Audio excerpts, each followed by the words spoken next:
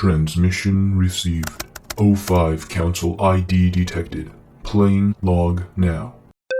Item number SCP-999, colloquially named the Tickle Monster. Object Class Safe. Special Containment Procedures. SCP-999 is allowed to freely roam the facility should it desire to, but otherwise must stay in its pen either between 8 p.m. to 9 p.m. for sleeping or during emergency lockdowns for its own safety. Subject is not allowed out of its pen at night or off facility grounds at any time. Pen is to be kept clean and food replaced twice daily. All personnel are allowed inside SCP-999's holding area, but only if they are not assigned to other tasks at the time, or if they are on break. Subject is to be played with when bored and spoken to in a calm, non-threatening tone. Description: SCP-999 appears to be a large, amorphous, gelatinous mass of translucent orange slime, weighing about 54 kilograms, 120 pounds, with a consistency similar to that of peanut butter. Subject's size and shape is easily malleable and can change shape at will, though when at rest, SCP-999 becomes a rounded, oblate dome, roughly 2 meters wide and 1 meter in height. The surface of SCP-999 consists of a thin, transparent membrane similar to that of an animal cell, roughly 0.5 centimeters thick, and is highly elastic, allowing SCP-999 to flatten portions of its body up to 2 centimeters thin. This surface is also hydrophobic, although SCP-999 can willfully absorb liquids. See Addendum SCP-999-A. The rest of SCP-999's body is filled with a viscous orange substance of unknown chemical makeup, though it is capable of digesting organic materials with ease. Subject's temperament is best described as playful and dog-like. When approached, SCP-999 will often react with overwhelming elation, slithering over to the nearest person and leaping upon them, hugging them with a pair of pseudopods while nuzzling the person's face with a third pseudopod, all the while emitting high-pitched gurgling and cooing noises. The surface of SCP-999 emits a pleasing odor that differs with whomever is interacting with it. Recorded scents include chocolate, fresh laundry, bacon, roses, and Play-Doh.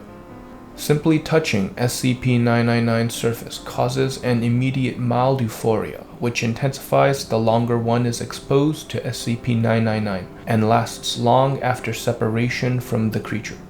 Subject's favorite activity is tickle wrestling, often by completely enveloping a person from the neck down and tickling them until asked to stop, though it does not always immediately comply with this request.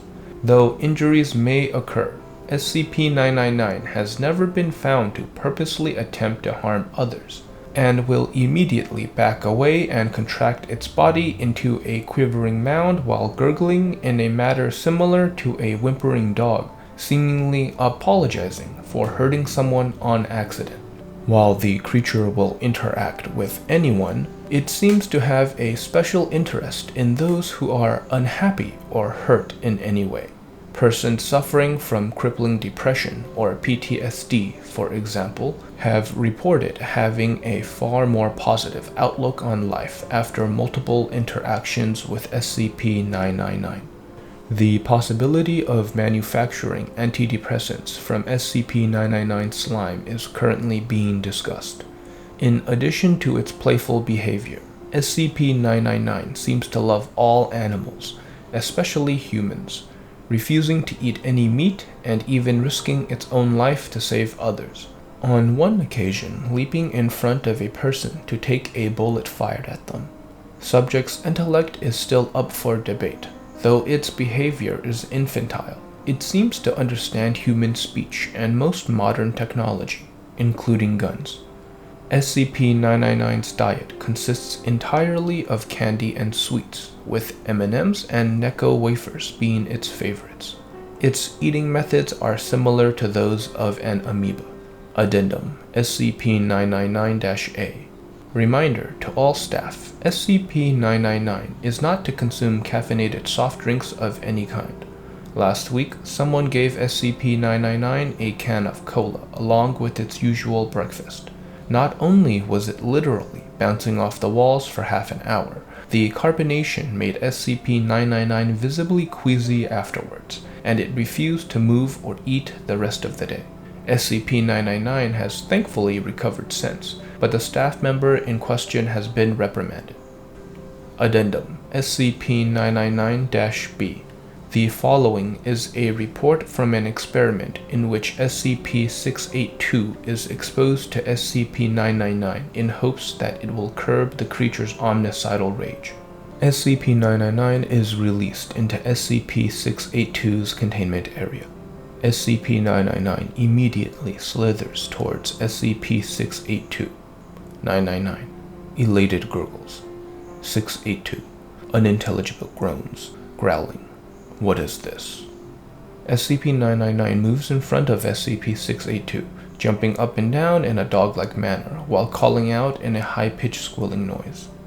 682. Groans. Disgusting. SCP-682 immediately steps on SCP-999, completely flattening SCP-999. Observers were about to abort the experiment when SCP-682 started talking again.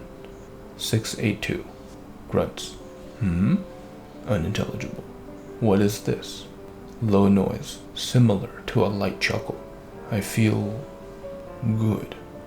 SCP-999 can be seen crawling up from between SCP-682's toes, up along its side and around its neck, where it clings on and begins gently nuzzling with its pseudopods. A wide grin slowly spreads across SCP-682's face. 682, deep chuckling. Feel so happy. Happy. Laughs. Happy. Happy. SCP-682 repeats the word happy for several minutes, laughing occasionally before escalating into non-stop laughter. As laughter continues, SCP-682 rolls onto its back, slamming its tail upon the floor with dangerous force. 682, bellowing laughter. Stop! No tickling! Continues laughing. SCP-682 and SCP-999 continue the tickle fight until SCP-682 finally wears down and appears to fall asleep, with what would appear to be a smile on its face. After 15 minutes of no activity, 2 D-Class personnel enter the room to retrieve SCP-999.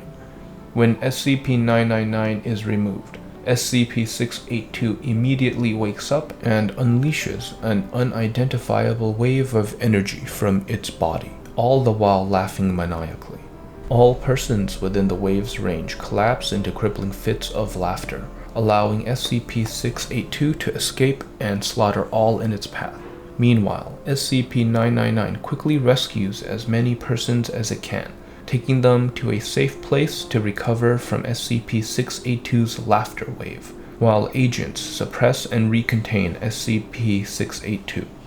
Despite the tragedy that SCP-682 had brought upon the facility, SCP-999 has not shown any fear towards the creature, and in fact has made gestures suggesting it wants to play with SCP-682 again. SCP-682, however, has stated that feculent little unintelligible can data expunged and die.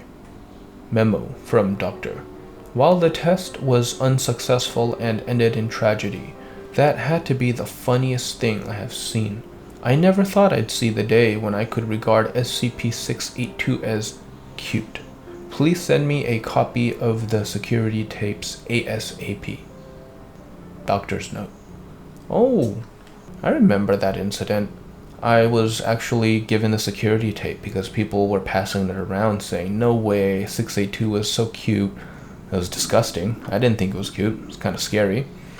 But more power to the ones that really liked it.